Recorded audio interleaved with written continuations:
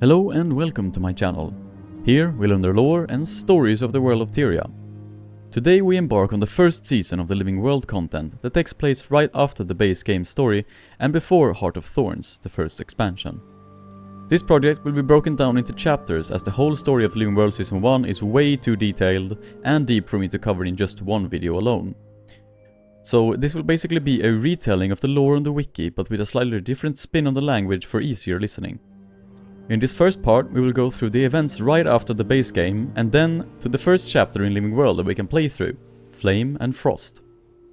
Sit back, relax and listen to The New Threat, a story of flame, frost and mystery. You can find the full lore on the Living World Season 1 on the official Guild Wars 2 wiki. Let's begin.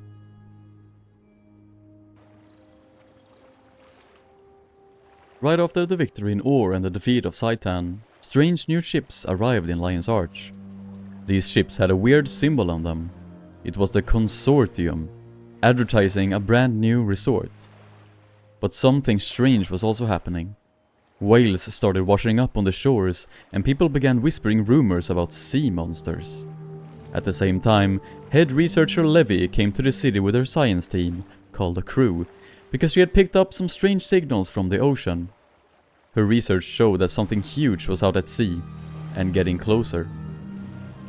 Levy tried to warn Captain Magnus, but he didn't want to act unless there was a direct attack or danger to trade. Then, it happened. The Karka attacked. The commander helped fight them off and brought samples from the creatures to Levy's team so she could study them. While the Karka were pushed back for now, more attacks followed in places like Garenhof and Morgan's Spiral. To figure out what was causing these attacks, Inspector Ellen Keel started an investigation. She worked closely with the commander to follow clues. Wreckage on the beach pointed back to the Consortium. The commander even had to interrogate Levy's ex-boyfriend, who worked at the Consortium's office in Lion's Arch. After that, they tracked down Sub-Director Knoll at Hanto Trading Post in Caledon Forest. All clues eventually led them to Kanak, a second-born Sylvari hiding in Garenhof. The commander found him, learned the truth, and called Keel to arrest him. Kanak had been leading a Consortium expedition to a newly discovered island. They were told not to harm the wildlife, but Kanak found a loophole. They weren't told to leave the plants alone. He began messing with the local flora, which upset the creatures on the island, including the Karka. The creatures followed him back, which is why they were attacking. While this was going on, the commander spoke with Miyani and Somoros to learn more about the Karka. They explained that the Karka are an ancient species that lived in the deep waters long ago, but something had driven them to the surface. To understand more, the commander visited the aquatic races, the Quaggan, Hylek, and Largos. Each group helped.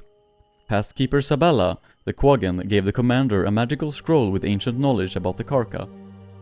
Gukumats, a Hylek, helped make a powerful solvent using alchemy. And Fad al-Eshadi, a Largos, gave a Karka shell sample after the commander proved themselves in battle. All of this information and material was sent to Levy, who continued her research. Soon, the Karka attacked again, but this time the commander was ready. With the solvent in hand, the battle was much easier. Now that everything was out in the open, Keel forced Kanak to confess his role and the Consortium's part in the causing of the crisis. Under Captain Magnus's orders, Keel and the commander headed to South Sun Cove to deal with the Karka once and for all. They fought across the beaches of the island, pushing forward. At one point, the Consortium team split off to find their lost people at Pearl Islet, while the Lion Guard continued pushing ahead. Eventually, they reached the heart of the island, Camp Karka, at a place called Captain's Retreat. Here, they got ready for the final fight against the ancient Karka. Demolition teams planted explosives while the commander chased the ancient Karka back into its hive. After setting off the charges and using siege weapons, the commander managed to collapse the ground beneath the beast, dropping it into lava and killing it. In the end, Inspector Keel and researcher Levy stayed on the island to continue studying the Karka and to help prevent future problems. But during the chaos, Kanak escaped. Meanwhile, in the Shiver Peak Mountains, strange storms began to appear. Many Char and Norn were forced to flee their homes in Wayfarer Foothills and Diasa Plateau after mysterious attacks destroyed their towns. These refugees moved south, looking for safety. Many ended up in the big cities, Holbrack for the Norn, and the Black Citadel for the Char. The city guards, the Wolfborn and the Adamant Guard, tried to learn what happened, but the refugees were too scared and confused to give clear answers. For weeks, no one knew who was behind the attacks. Some refugees said Dredge were involved, but that didn't make sense. Dredge using fire magic was unheard of. It was also discovered that underground steam was causing strange weather, but the reason for the steam wasn't clear yet. As more people arrived needing help, some went to Lion's Arch, where a mysterious, generous group was giving out supplies. This group turned out to be the Consortium, the trading company. While some people were thankful, others didn't trust them because of their shady past. The Consortium promised to move the refugees to South Sun Cove for a fresh start. But then, the attacks got worse. People started seeing Flame Legion Char and Dredge fighting together. These two groups had never worked together before, so it was a shock. Survivors confirmed that this strange alliance was real. They were called the Molten Alliance. Soon, spies from the Alliance were spotted watching locals. The Black Citadel held a war meeting to decide what to do. Because the problem was getting serious, two powerful groups, the Order of Whispers and the Vigil, joined the effort. The Whispers sent a spy to sneak into the Alliance and gather information. The Vigil tried to find their base. During all this, a young Norn named Braham went to the Black Citadel asking for help to save his village, Kragstead, which has been taken by the Alliance. He said he was the son of the famous heir Stegolkin and Boread the Sun Chaser, but Whitlock Brimstone didn't believe him and turned him away. When Braham went to Holbrack, the leader Newt Whitebear also refused to help. He thought the city might be the next target and wanted to keep his forces there to defend it. Braham was angry. He had issues with his mother Heir and now felt abandoned. Still, he didn't give up.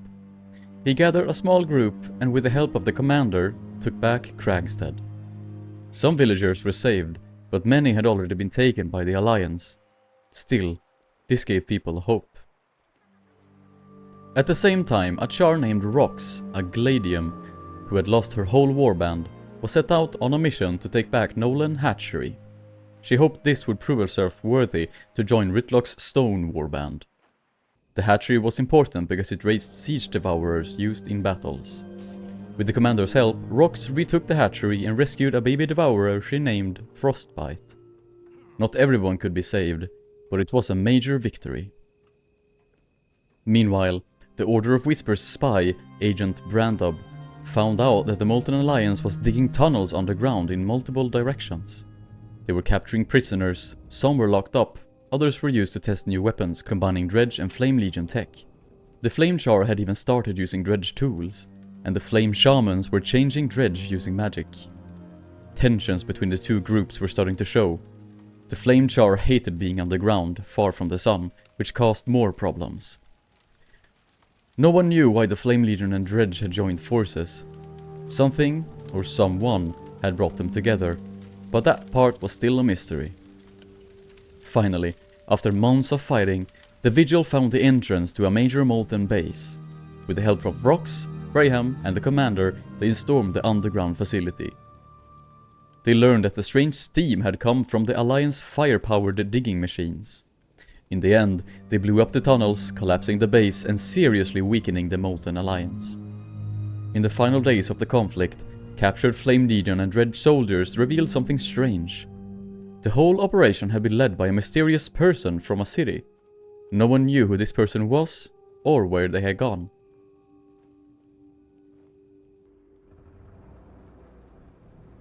This has been the story and lore of the first part in the Living World Season 1. A real mystery has been set up, so it's up to us to find out the truth. I hope you enjoyed this video. I think that Season 1 is really good and it does a great job of making the player feel a little bit uneasy with the story plot lines. Stay tuned for part 2 of this series. Anyway, with that said, thank you for watching this video. Please like and comment something you learned or something that you would like to hear. Also subscribe to not miss future lore content in this format. Now, take care, and I will see you in the next story.